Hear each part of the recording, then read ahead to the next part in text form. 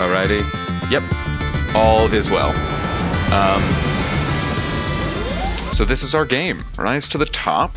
I really liked what you did here with the opening room, Jake. And then, yeah, I just horribly missed that.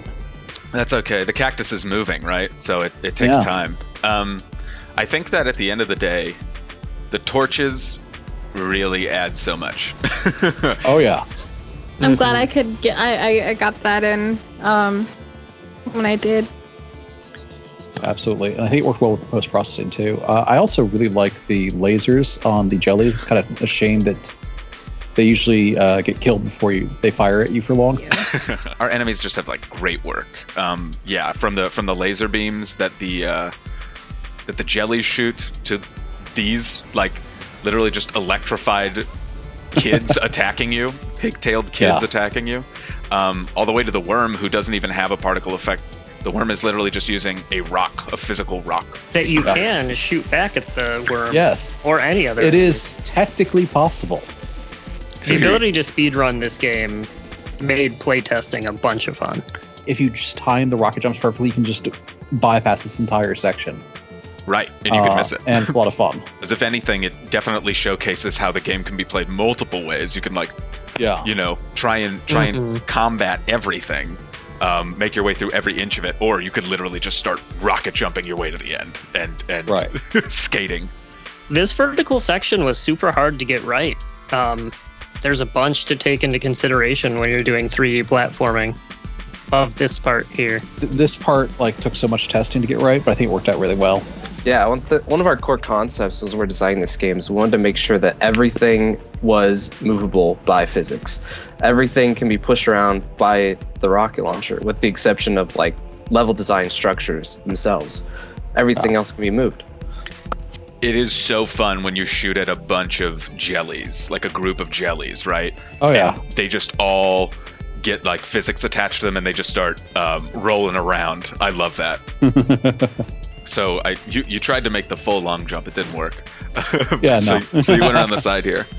Yeah, and then we, get some delicious I think the cookies. side's more fun in the end anyway. Mm-hmm.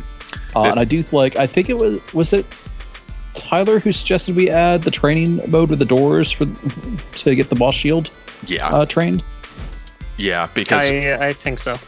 Having that cactus is so cool, that cactus phylactery.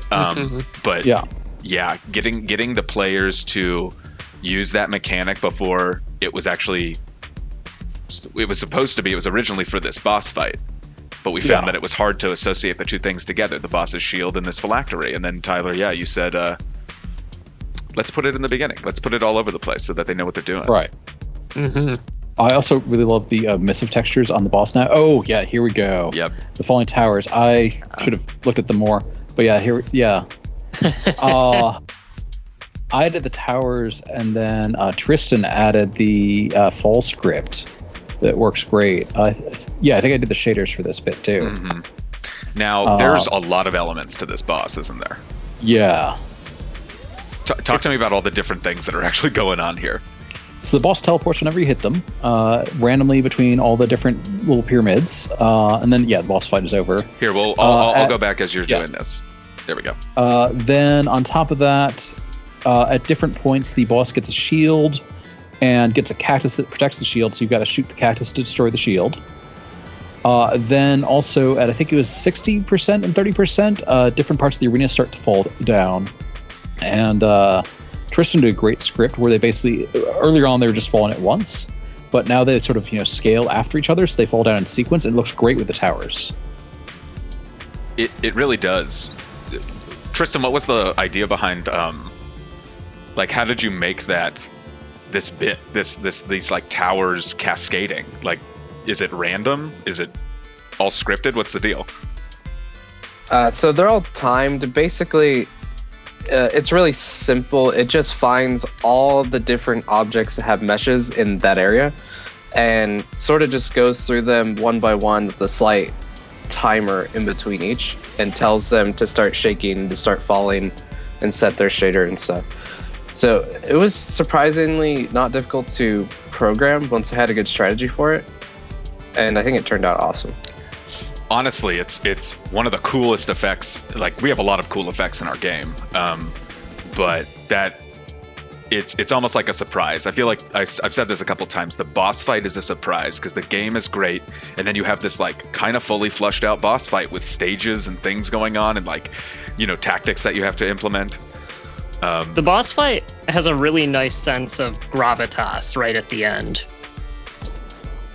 One thing I also liked, if you want to go back to the very, very beginning of the video, when you first fall in, if you go back to the very start, you can actually see the boss's necklace over on the right.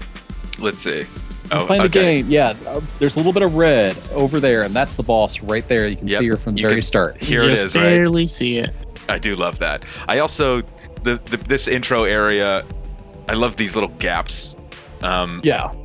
I know I'm just tooting my own horn here, but seeing a piece of the level before you see it is kind of nice. It's a little tease, right? Yeah.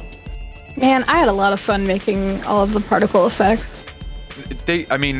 We talked about all these things in the boss room, right?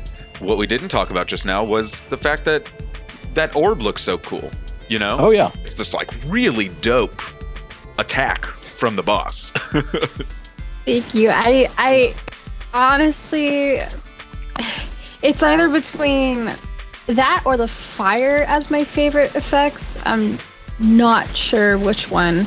Although the laser was pretty damn laser's cool. pretty good. The laser's so cool. Yeah, I think that you just hit the right aesthetic with everything. Like the fire is cartoony enough that it feels like you're in a kid's imagination. Like we have these really bright, like vibrant purples and stuff that kind of look like lasers. It all makes sense to me as far as like the theme of being in a child's mind. So I think you just did really good there. Let's watch this this dope speedrun. Here we go. Do we have a record time yet? I don't think we've kept time. I mean, this might be it. Look at this. Oh my god, you're just skipping over everything. Oh my god! Oh my god! The pro strats. Oh. We had one little And hiccup then I here. screwed up. That's okay. That's okay. Oh, you missed the checkpoint. I hate it when I miss that checkpoint. I also think that that's part of the fun, is that the checkpoint is your midway point, but it's also like just out of reach if you're not trying. I also like how the jelly's here I like slowed down a little bit. Yeah. it is a slide. Oh. I love how the jellies group up, man. Oh yeah. Now here's where you get added fast again. Oh, nice. Oh, you hit it on. Wow. He I actually went had one rocket ham. jump off the cactus you too. jumped off and hit the boss that same descent. Oh my Yeah. god. Congratulations. That is beautiful. You have the world record speedrun for Rise to the Top. I guarantee it. And did you successfully bounce off a falling tower? Yeah, I saved myself there. That is amazing. That is amazing. I've never seen the game look so you rocket small. jump for the extra speed to get to the cat. Any last things you guys want to say? You guys are all wonderful. Yeah. Excellent. I think I want to shout out the other programmers in the group. I did a lot of linking things together and small things here and there, but Tyler Peterson, he did all of the AI pretty much by himself, all the nav mesh integration, all the different flying effects. He helped link them into the physics system that I've been working on. Then Bell did the character controller all by themselves and tried to make it as smooth as possible, constantly changing it as the designers wanted to, and linked it into the physics system really well so you can have a character that can fly around and still feel really well. I think this is a testament not only to everyone's individual skill on this project, but our ability to work together as a team and bring it all together to this really kick-ass experience that we created in the end. I think we accomplished a lot. I think we divided up the level and encounter design pretty well. And yeah, no, I really liked just sort of refining on every previous version. We got a lot from the tester input. We did a lot of changes to the level design based on that to try to make it so you had to learn rocket jumping along the way, and we tried a few variations of that. We put in the shooting the cactus as an earlier mechanic because we were confused by that. And I think it really shows in the end, based on all the, I guess, user testing we were able to get. I think Rise to the Top was a complete success, and the release is Now. up. Yep.